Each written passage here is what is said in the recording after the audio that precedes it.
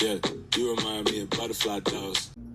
Hi everybody, welcome back to my channel and thank you for being here and trying to build this community with me. Today we're going to talk about a pretty serious topic. We are going to dive into how I think that ABA, or Applied Behavior Analysis, is failing autistics today. In 2022, I guess maybe in 2023, since we're almost there, how are we failing autistic people, really our main clientele, in behavior analysis? I think it's important to note that at this point in time, about 80% of our field, I think, is working in the autism field.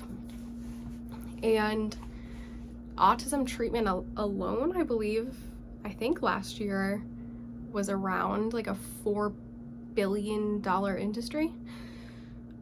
So with that, I think that we need to raise our standards.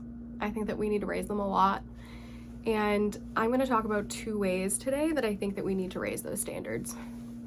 I'm actually going to dive in and see what you guys replied, because a few hours ago I put a question on my Instagram story, actually two questions, about this topic to see what you guys replied, because I was curious if you had covered either of these topics in grad school, or if you had a supervisor that was awesome and made sure that you covered these topics. So let's see what you guys said. And as I'm pulling this up, what we're going to talk about really today is how I think that the majority of treatment for autism is really focused around how do we teach people with ASD to, I don't even know how to put this in the right words, to deal with the community, to basically like stuff down all of their sensory needs, all of their challenges socially and their needs, and put basically everyone else's needs in front of them. I don't think that treatment is necessarily focused on them, on the actual client's goals all the time. So anyway, what I'm getting to is, you would think that if we are really the main people treating autism in the United States, then we would probably talk about the fact that having autism means that you have a much higher mortality rate. I was recently looking at a study that I think said that if you have autism, your life expectancy is about 16 years less. And when we're thinking about that, there's nothing that comes with autism itself that I believe would be causing those numbers. So if we are behavioral health professionals that are helping children and adults with autism, and they have this high mortality rate, what the heck is happening? How can we help them around this? So I asked you guys two questions that have to do with some of the ways that this mortality rate came to be. So one way that we can talk about is, I asked you guys about water safety, if you guys ever went over water safety in graduate school. And let's see what you guys replied. So studying to be a BCBA, did you ever cover water safety? So the answers, yeah, in graduate school, yes, because of my supervisor, no, but I learned about it independently, and then no, but I'm on it right now, because anybody that has not educated themselves around water safety and is treating people with autism absolutely should. So let's look at these answers. Okay, so out of, so 18 people answered. 15 people have never talked about water safety in graduate school, in supervision, And a lot just straight up said, no, I never learned about it independently, and I'm not gonna look it up now. Well, you should, but this is what I mean. I think that's incredibly concerning, and we'll go over why in a little bit. But the next question that I asked you guys was about sexual assault. I was curious if that was something that was ever covered in graduate school as well by your supervisor, if you did it independently. Let's see what you guys said. Okay, this one got a few more answers. So this one has 21 answers. 2 people learned about it in graduate school. 19 people did not learn about it at all. So we have people that have their master's degree, a mental health psychology master's degree, that do not know how to help someone who has gone through a sexual assault or probably a traumatic experience really at all, because I don't think we cover that in graduate school, besides maybe Pavlov a little bit in respondent conditioning.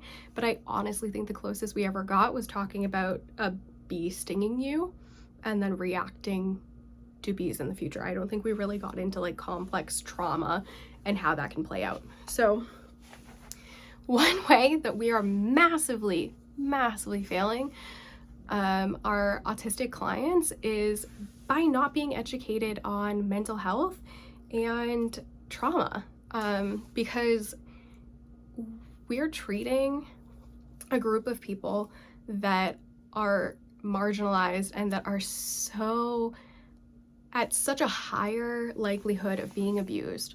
So if you are a professional working in this field, you first need to educate yourself, and then you need to educate your client, and you need to educate your client's parents or stakeholders if they are a child. This is so incredibly important because there's research showing us that sexual assault is almost 3 times more likely in someone who has autism. On top of that, if they have ADHD, which is also fairly common comorbidity that we see, they're 2 times more likely to experience a sexual assault in their lifetime. So we really need to do our job and protect our clients.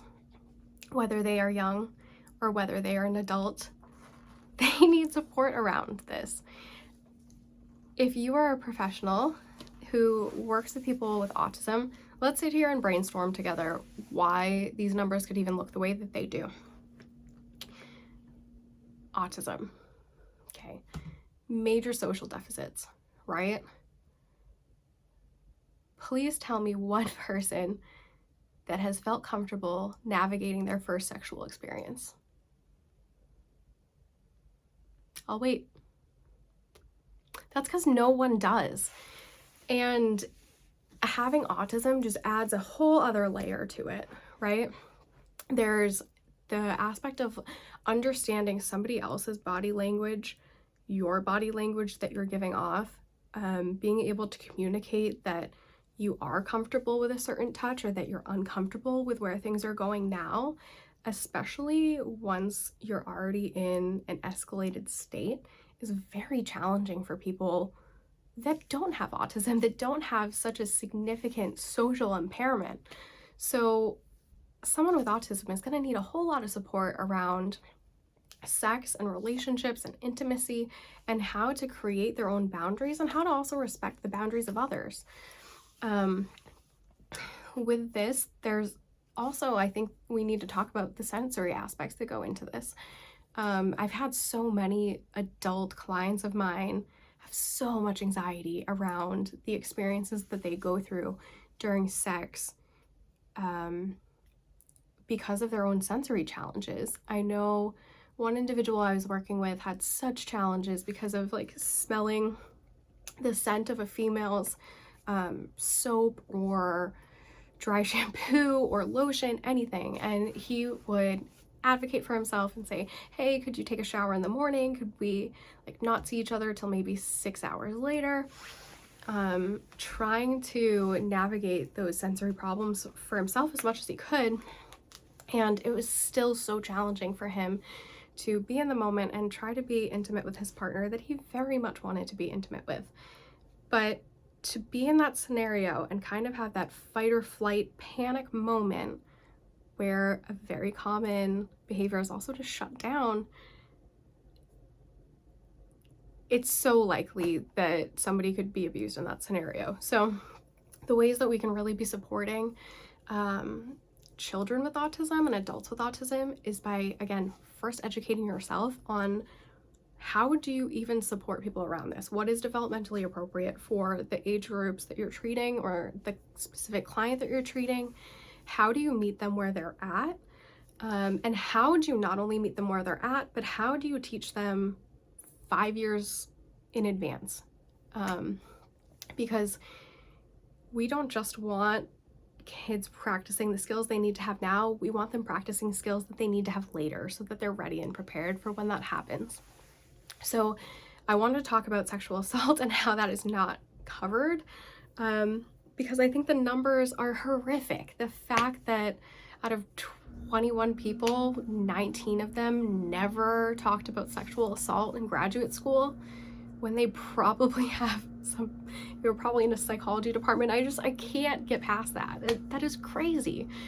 Anyone would expect that if you have your master's in psychology, that you have a general understanding of how to support somebody going through a sexual assault or traumatic experience and what help to get them, what signs, symptoms, worries you should be looking out for to refer to somebody. I could go on about this forever.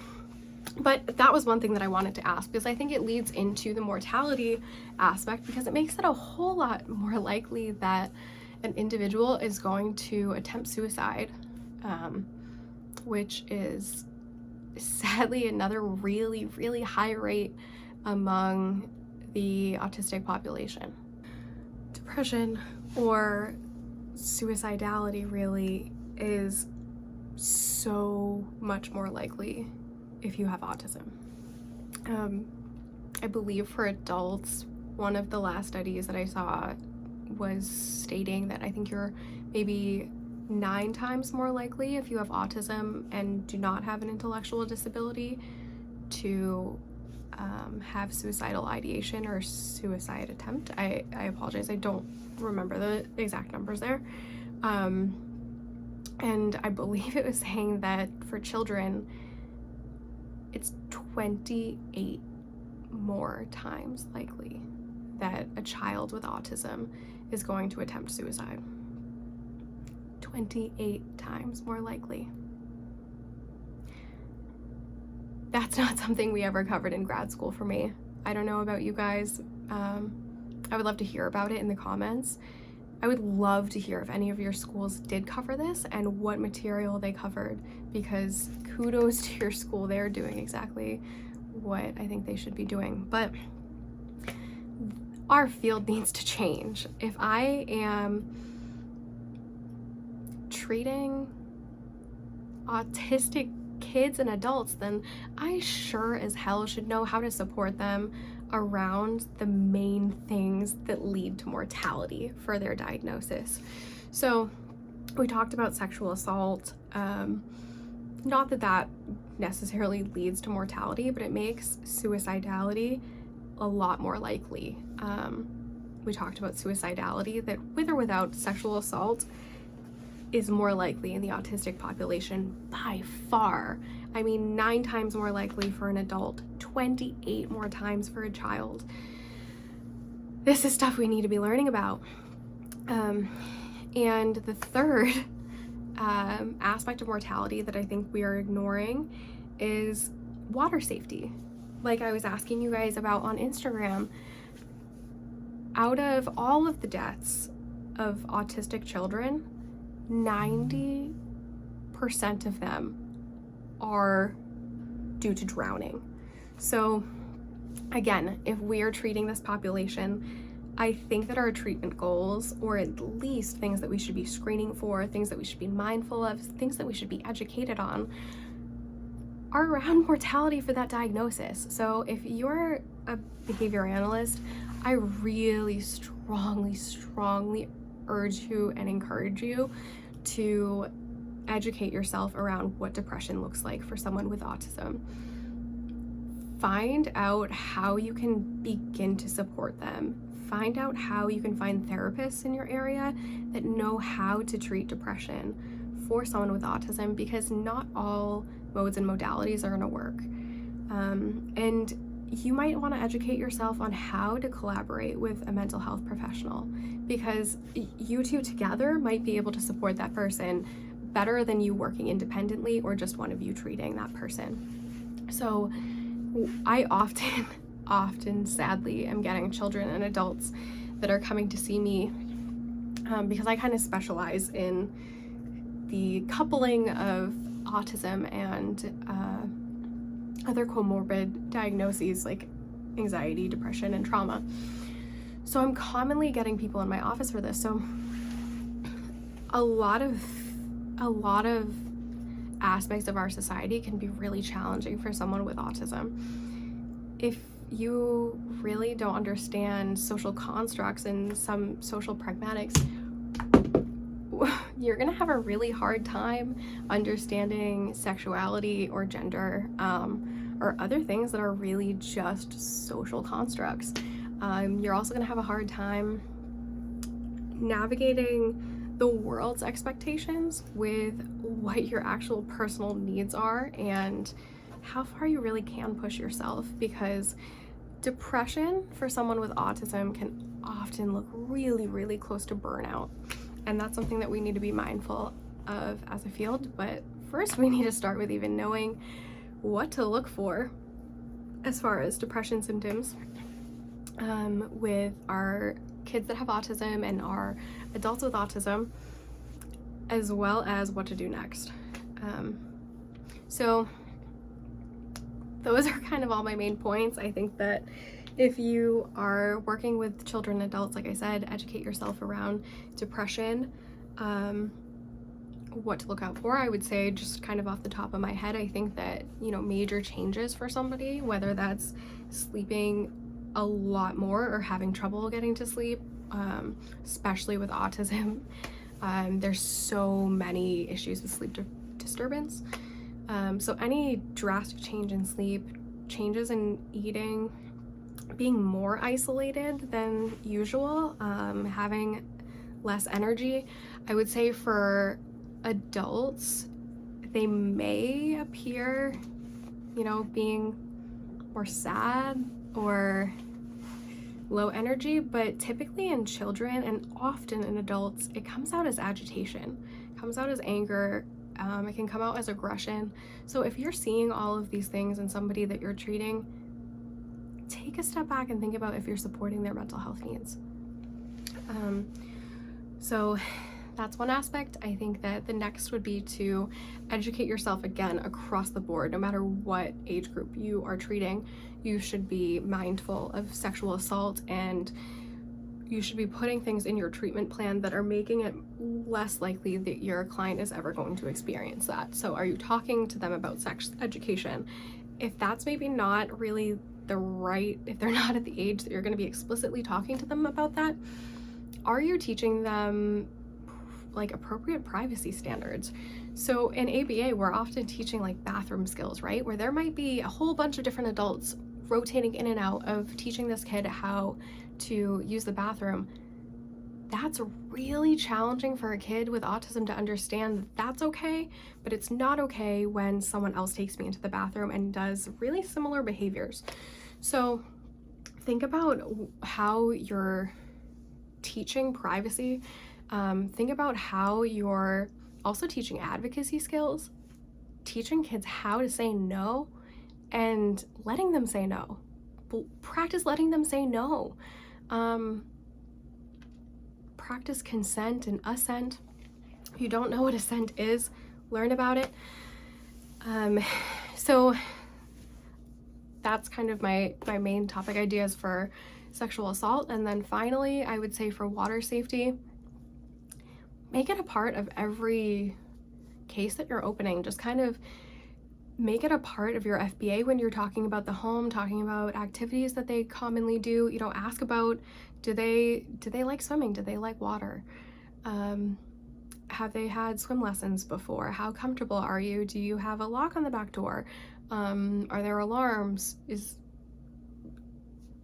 There's a plethora of questions that you could ask parents that can give you information about where you should start or what conversations you should be having to educate parents, because I would assume that if most of the people on my Instagram are replying that they didn't cover this in grad school, something parents probably don't know, because we are the ones that are often teaching them everything they know about autism.